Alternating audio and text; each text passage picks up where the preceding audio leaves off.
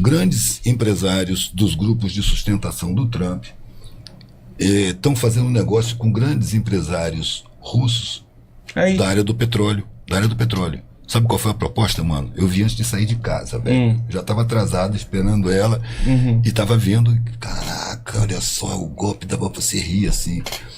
Eles estão dizendo, houve uma proposta do Trump pro Putin de arrefecer as sanções e a Rússia poder voltar a exportar gás e petróleo para a Europa. Só que a Rússia deve vender as refinarias de petróleo que ela tem na Europa para os Estados Unidos. Então a Rússia vende o petróleo, os Estados Unidos refina e os dois vendem para os europeus. Só eles ganham. Meu irmão, aí eu lembro da retórica dessa guerra aí. Putin não era o demônio, o sanguinário. Mas os caras agora estão apoiando invadir. Aqui no Brasil virou Putinmania.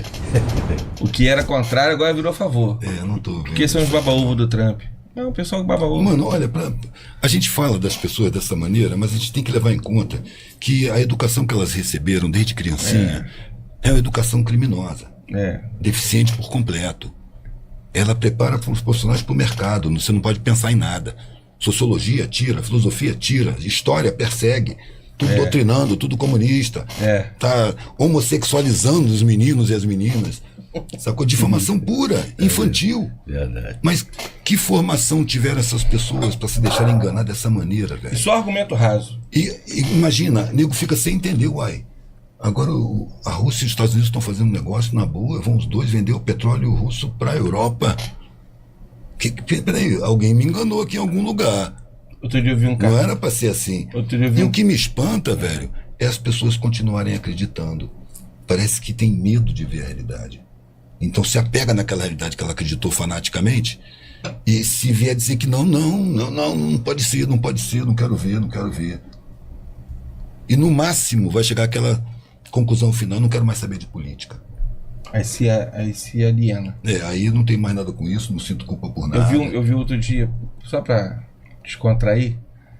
Tá contraído? Eu tô contraído. Eu vi uma charge, aí tava o Capitão América, aí tava escrito assim: quem poderá deter o Capitão América? Aparece o maluco, Capitão Vietnã. Eu ri muito, cara. Mas você observou o detalhe, mano? De vietnamitas teve 1.500.000 mortos, calcula-se, por alto. E de estadunidenses não chegou a 80 mil. E eles perderam a guerra assim. É tipo Palestina e Israel. Mas por quê? Porque a população viu os caixões chegando no aeroporto coberto com a bandeira dos Estados Unidos e as famílias estavam no aeroporto para receber. E começaram a se revoltar. E começaram a fazer manifestação de rua. O Kennedy foi eleito, acho que prometendo acabar com a guerra do Vietnã. Foi morto na posse, né? Não foi na posse? Não. Tava na rua. Já tinha um tempo de governo. Então, 2 anos. Metade do governo. Mexeu com o grupo das armas, mano. A indústria armamentista, ela é demoníaca, velho. Cara. Ela produz guerra para poder vender armamento. E os povos que se lixem, mano.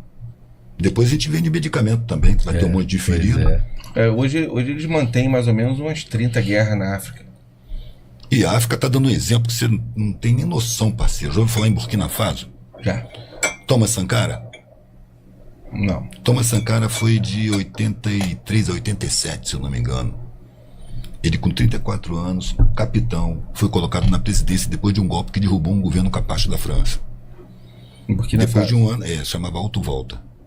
Tinha recém deixado de ser no norte da África ali. No miolo, debaixo do Níger, do Chad e do Mali. É por ali.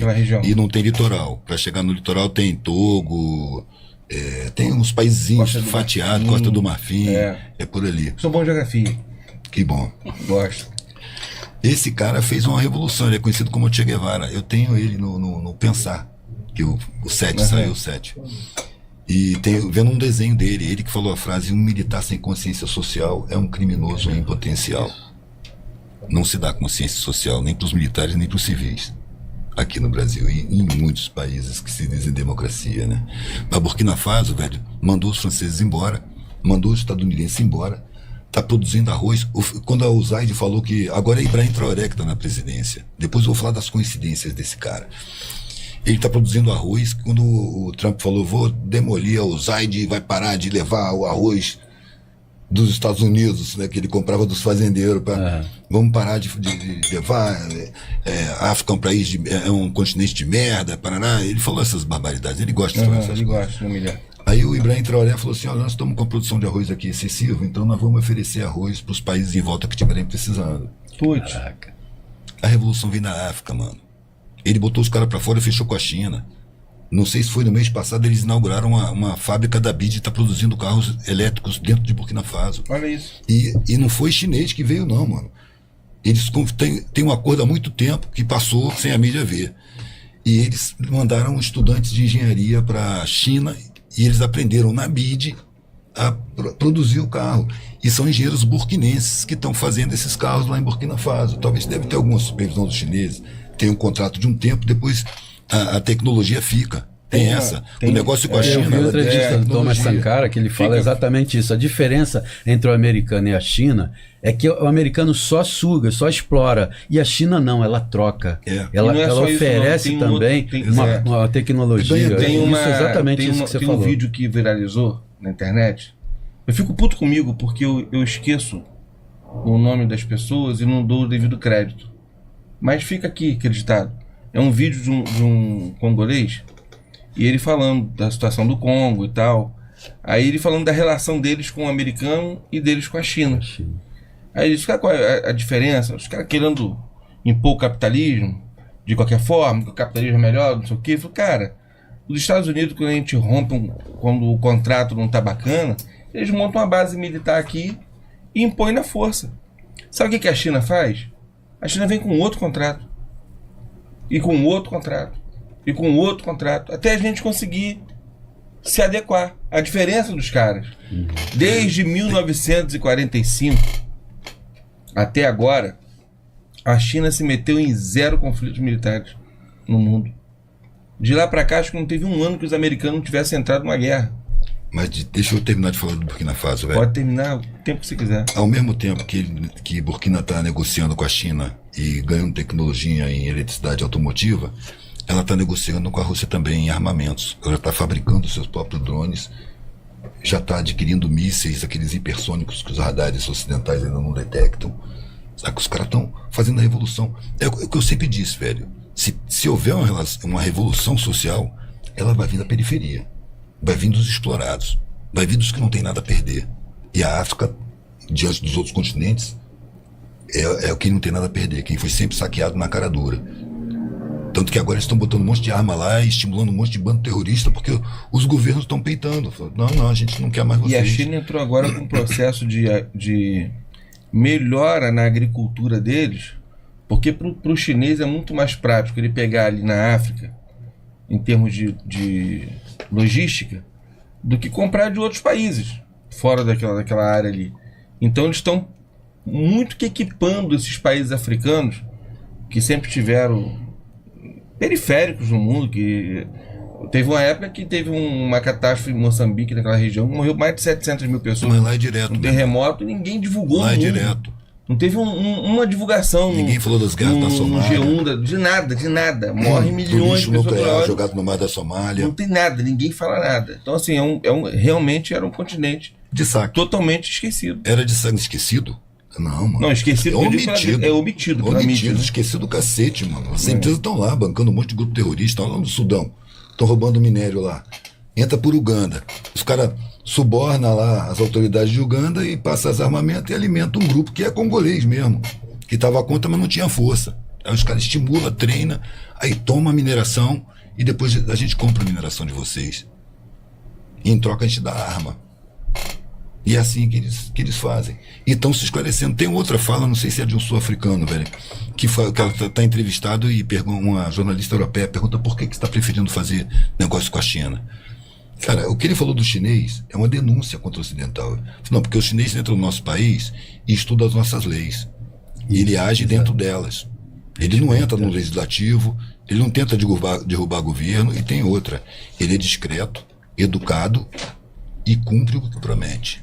Contrato, né? É. Que eu acabei de falar do congolês. Sacou? Ele tá falando o quê? Porque o europeu chega aqui, mano, faz contrato e não cumpre, saqueia mesmo, suborna a gente, financia terrorista para dificultar a vida do governo, quer modificar o nosso sistema, botar um presidente capacho como sempre. Porque foi assim, né, velho? A independência gerou países que eles fizeram de tudo, mano, para corroer a estrutura por dentro e botar no poder de mando, nos cargos de mando do país de administração, os deles. Que são exatamente os traidores da pátria, mano, que entra para louvar o estrangeiro, entra para servir o estrangeiro, às custas do sangue do seu próprio povo, entregando as riquezas que deviam estar cuidando da vida do povo. É assim que eles estão agindo, mano. Estão infiltrando, fizeram isso na Ucrânia. Mas para isso eles precisam encontrar os piores. Agora... E os piores se denunciam. Como eles começaram a atacar a população russa, a Rússia começou oferecendo armas para... Oferecendo não, eles pediram ajuda. Entra aqui que eles estão atacando a gente. Mataram de 2014 a 2016 14 mil donetskianos, não sei como é que chama, aquela parte da leste que era a população russa. Foi atacada, mano. Direto, canhão, e sem dose.